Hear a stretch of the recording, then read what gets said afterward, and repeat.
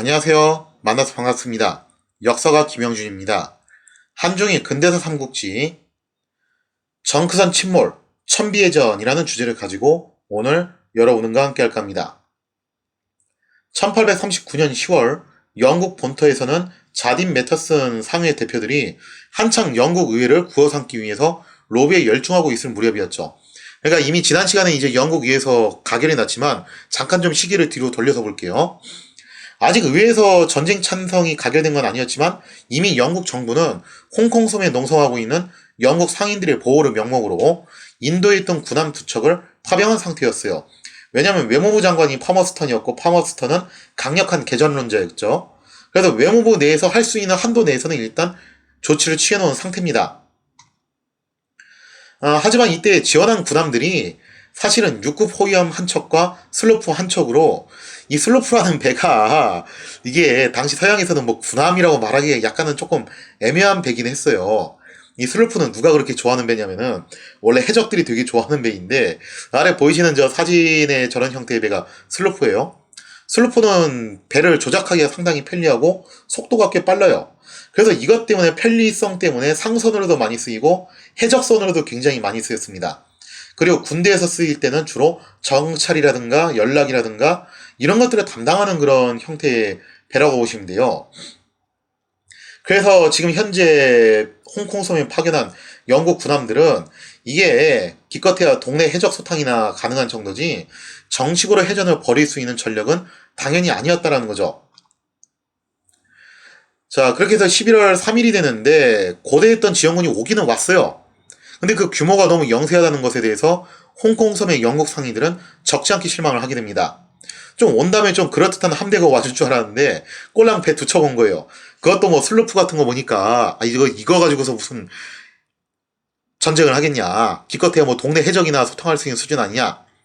그래서 이제 좀 회의적인 그런 견해도 많이 나오게 되면서 당시 영국 상인들 중에서는 이런 사람들도 나오는 거죠. 아니 원래 우리 상인은 아편 취급도 안 했고 이대로 가다가는 지금 장사 못해가지고 파산당할 수도 있다. 그래서 그런 위기감이 팽배해지게 되면서 결국 일부 상인들이 엘리엇의 지침을 어기고서 임칙서의 요구대로 아편 금수각서에 서명을 하겠다고 나오기 시작했다는 거죠. 그리고 그들은 엘리엇의 지시를 어기고 독자적으로 아편 금수각서에 서명을 하기 위해서 광주로 배를 타고 나가게 됩니다. 자, 그런데 여기서 정말 참 거시기한 상황이 발생을 하게 되는데 지금 현재 영국 상인들 중에서 일부가 엘리엇의 지시를 어기고 나갔어요. 근데 이거를 엘리엇이 어떻게 했냐? 파병된 두 척의 군함을 동원해서 영국 상인들의 광주 입항을 저지하게 됩니다. 그것도 그냥 저지하는 정도가 아니라 경고 사격까지 하면서 못 가게 막아버려요. 그토록 자유무역을 부르짖던 영국이 자국민의 자유로운 상행위를 방해하는 정말 모순적인 행동을 보여준 것이었죠. 그리고 이 같은 행태를 지켜왔던 임칙서, 그 꼴을 보고서 결국 어떻게 하냐? 광동성 수군 제독이었던 관천배에게 함대를 출신시켜서 영국 군함들을 격퇴하라는 명령을 내리게 되었죠. 뭔가 좀 입장이 바뀌었어요, 지금 현재 위치가. 자, 이렇게 해서 관천배가 이끄는 29척의 정크선들이 출진을 하게 되는데, 자, 아래 사진은 보이시는 게 정크선인데요. 사실 정크선이라는 것은 원래 명확한 정의가 좀 없긴 해요. 그러니까 정크선은 여기서 좀 오해하시면 안 되는 게 뭐냐면은 여기서 말하는 정크는 그 쓰레기 할 때 그 정크가 아니에요. 그 정크가 아니고 이게 크다라는 의미인데 그냥 대형 선박이에요. 쉽게 말해서 즉 서양인들이 동양의 대형 선박들을 싸잡아서 그냥 통칭해서 부르는 게 정크선이라고 보시면 되겠습니다. 그래서 이제 재밌게도 하멜의 표류기 같은 거 보셔도 거기에도 이제 판옥선을 보고서 정크선이라는 기록이 나와요. 하멜이 나중에 여수에서 좀 생활을 했잖아요. 거기에서 있다가 이제 나가사키로 탈출을 한 건데, 그러면서 판옥선을 봤죠. 판옥선 훈련하는 장면도 봤어요.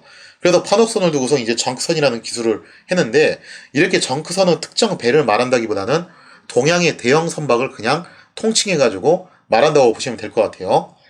자, 그래서 관천배가 이끄는 29척의 정크선들이 출진을 하게 되고, 광주 앞 천비에서 영국 해군과 대대적인 격돌을 벌이게 되었다는 거죠.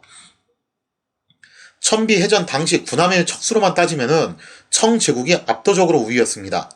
영국 해군은 군함 2척, 그리고 또 이제 청 제국은 29척이잖아요. 그런데도 불구하고 영국 해군은 조금도 겁먹지 않고 응전을 했다는 거죠. 사실 본래 이제 해전에 있어서 중요한 거는 배의 척수가 아니라 배의 톤수나 성능, 화력의 차이예요. 왜냐하면 근대 해전은 한포전이었기 때문에 배의 척수가 얼마나 많냐보다도 배가 얼만큼 기동성 있게 움직이고 막강한 화력을 갖고 있고 또 튼튼한 장갑을 보유하고 있냐, 이게 훨씬 중요할 수밖에 없다라는 거죠.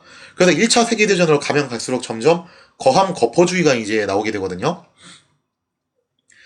더군다나 이때 청 제국이 갖고 나왔던 정크선들이 이게 말이 좋아서 군함이지 알고 보면은 그냥 얘들도 상선이나 어선을 좀 급조한 형태였어요. 그러니까 동양 삼국이 이때 당시 다 비슷한 상황이었는데 오랫동안 강력한 해금령과 세국 정책을 펼쳤기 때문에 해군이 많이 쇠퇴해 있었습니다. 그러니까 쉽게 말해서 옛날에 이제 16세기 때 한참 이제 임진왜란이 일어나고 명청 교책이 일어나고 그때에서 크게 발전한 형태가 아니었다는 거죠. 자, 그런 형태의 청 제국의 군대하고 세계 바다를 이제 주름잡던 대영 제국의 해군하고 맞붙게 됐으니 결과가 어떻게 나오게 되었냐. 해전이 시작되자마자 곧바로 처참한 결과가 연출이 되었습니다. 영국 군함 두 척에 탑재되었던 수십 문의 함포들이 불을 뿜자 순식간에 청 함대에 전의가 증발을 해버렸다는 거죠. 그래서 아래에 보이시는 이 그림이 아편 전쟁을 가장 상징적으로 보여주는 그림이라고 할 수가 있겠죠. 물론 청의 군함들에도 함포가 탑재는 돼 있었어요. 그래서 응사를 했겠죠. 하지만 청의 대포들은 영국의 대포들에 비해서 사거리, 연사속도, 파괴력 그 어느 것 하나 나은 게 없었습니다. 실제로 이제 청 같은 경우는 만주적인 이제 정권을 잡다 보니까 그런 걱정을 했어요. 한족들이 혹시 봉기를 일으키지 않을까. 그래서 그거를 철저하게 막기 위해서 아마 한중이 삼국 중에서 화기 발달 속도가 제일 더뎠을 거예요. 물론 삼국 다 태평성대가 지속돼가지고 화기 발달이 그렇게 많이 안 됐는데 그 중에서도 청제국이 유달리 심했어요. 이게 왜냐면 만주족은 원래 창칼, 활 이런 거 잘 쓰는 애들이니까 괜히 화기를 발달시켜가지고 한족들이 이 대량의 화기를 손에 넣고 무장 봉기를 일으키면은 감당이 안 되잖아요. 그래서 화기 개발을 최대한 억제하는 쪽으로 국가 정책을 잡게 돼요. 그래서 심지어 어떤 사태가 발생하냐면은 이 이후에 발명된 화기들이 원체 저질이어가지고 명 말기 때 썼던 거 있죠, 그죠? 뭐 척개광 시절에 썼던 거 그거보다도 성능이 떨어지는 화기를 만들 정도로, 그래서 다시 도로 이제 명 말기에 썼던 화기를 재탕해서 쓸 정도로 당시 화기 수준이 굉장히 처참했다는 거죠. 그러다 보니 전투는 영국 군함들의 일방적인 포격으로 이뤄지게 되었고 해가 저물 무렵에 청의 함대는 정크선 29척 중에서 26척이 격침되는 대참패를 맞이하게 되었다라는 겁니다. 이렇게 일방적으로 청의 함대가 영국 군함 두 척에게 유린당하는 광경을 바라봤던 임칙서, 정말 경악을 금치 못했죠. 말 그대로 춘공깽이였을 거예요. 임칙서도 예상은 했을 거예요. 영국 애들이 화포 기술이 상당히 발전했다. 그러나 설마 이 정도로 밀릴 거라고 생각은 안 했던 거죠. 아니 그렇잖아요. 29대 둘인데 이거 뭐 숫자로 밀어붙여도 되지 않을까, 그런 생각을 할 법도 해요. 임칙서는 영국의 기술력이 우수하다는 걸 알고는 있었겠지만 설마 청제국과의 격차가 이 정도로 현격할 거라고는 아마 예상을 못했던 것 같고, 더 충격적인 것은 지금은 영국 군함 두 척은 어디까지나 급파된 선발대에 불과했다는 거죠. 만약에 본격적으로 영국 해군의 본 함대가 출진하게 된다면은 과연 청제국의 운명은 어찌 될 거냐 이거죠. 하지만 여기서 주저앉을 수는 없는 일이었습니다. 임칙서 역시 돈 많은 대제국의 관료답게 급전을 끌어모아서 역시 여기서도 이제 공행들이 좀 도움이 되죠. 공행들이 참 묘한 게 뭐냐면은 아편 문제의 원인이 됐던 것도 공행들이었지만 따지고 보면 이 아편 문제를 해결하기 위해서 가장 큰 도움을 줬던 것도 역시 공행들이었어요.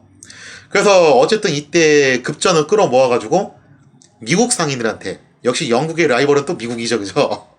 하여튼 영국 하는 거 다 그냥 쌍지팡이 짚고서 초치고 다니는 게 미국인데 그 미국 상인들한테 급한 대로 무장상선과 서양식 대포 300문을 구입하게 됩니다. 역시 대륙의 기상 스케일이 달라요. 얘들은 급전으로 이렇게 서양식 대포 300문씩 구입하는 게 가능하다는 거예요. 임칙서는 바다로 나가서 영국 군함과 해전을 벌이는 것은 무리라고 판단을 합니다. 왜냐면 아무리 미국으로부터 무장상선을 구입했다고는 하지만 이게 배라는 게 그렇잖아요. 구입한다고 해서 되는 게 아니라 뭘 줄 알아야 되는데 운영 방법은 아직 정확하게 숙지를 못한 거죠. 그래서 철저히 방어로 일궈내 나가는데 임칙선은 광주의 주강 하구 해로를 따라서 요소에 포도를 설치하고 철통 같은 방어 태세를 갖춘 다음에 다음번 전투를 기다리게 되었다라는 겁니다. 즉 타워 디펜스를 하고자 했다라는 거죠. 자, 이렇게 해서 이제 임칙서가 주강 하구에다가 타워 디펜스를 설치를 하게 되는데 지난 시간에 설명한 대로 영국 위에서 전쟁 통과가 9표 차이로 가결이 나면서 본격적으로 영국이 전쟁에 뛰어들게 됩니다. 물론 마지막 통과가 하나 남기는 했어요. 그것만 이제 넘어가면 이제 본격적으로 오게 되는데 과연 본격적인 영국 함대가 도착한 이후의 전쟁 양상은 어떤 식으로 진행될 것인지 거기에 대한 이야기는 다음 시간에 이어서 진행하도록 하겠습니다.